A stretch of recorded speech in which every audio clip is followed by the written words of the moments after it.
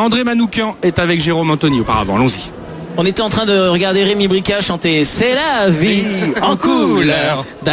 Non, ça te fait pas rire. Si, ça me fait. Non, moi je trouve que c'est d'une poésie extrême. C'est-à-dire, t'aurais pu au moins lui mettre un bleu. Mais lui, il a 3 bleus pour moi. Il a tous les bleus. Non, en plus c'est Julien Doré qui nous l'amène. Donc cette espèce de Julien provocateur et tout. Non, mais qui nous amène ce personnage qui, pour moi, tout droit, sorti d'un film de Fellini. Donc on reste dans la poésie. Merci Julien.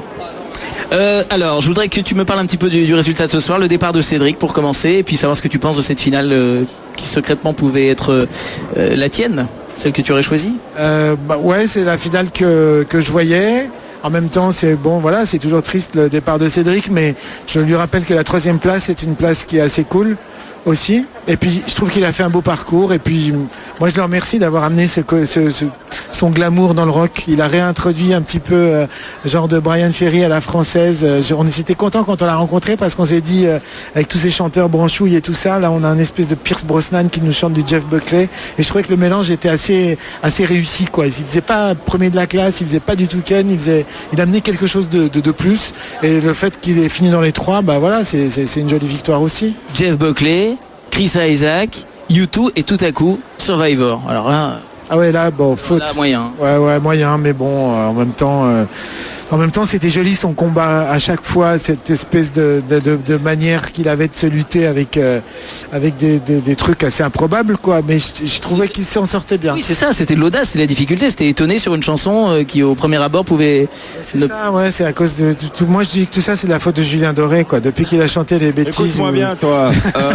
Autant qu'on se le dise, hein. Quand on est incapable de placer Axl Rose, c'est la vie, sans bafouer et sans se perdre, hein.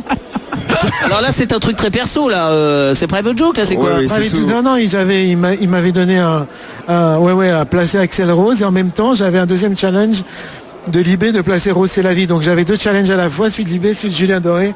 Donc je me suis démerdé avec les deux. Ça donnait Axel Red, un truc qui n'a rien à voir. Ouais, d'accord, bon on va vous laisser entre vous. Est-ce que, je voulais revenir sur une parenthèse de cette émission, est-ce que tu t'es pas senti seul sur le rouge des Rolling Stones pour Benjamin? Non, parce que... Tu ne l'as pas regretté sur le coup? Non, je ne l'ai pas regretté. Franchement, voilà, Benjamin... il s'est...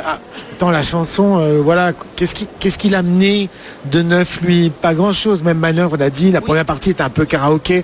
Après, c'est vrai qu'on a retrouvé un petit peu de rhythm and blues, mais là, le combat avec Mick Jagger était inégal. Donc voilà, je regrette pas de lui avoir mis ce petit tac, mais en même temps, c'est parce que je l'aime beaucoup et parce que j'attends beaucoup de lui. Et la semaine dernière, il m'a tellement réjoui. Et sur ces 2 autres prestations, il a été grandiose.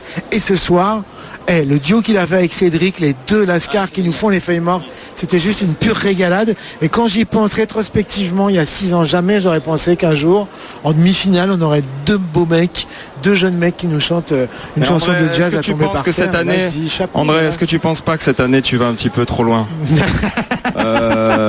Moi je t'observe, hein. C'est vrai. Voilà, ces mêmes phrases, je les ai déjà entendues, monsieur, et ça c'est moche. C'est faux.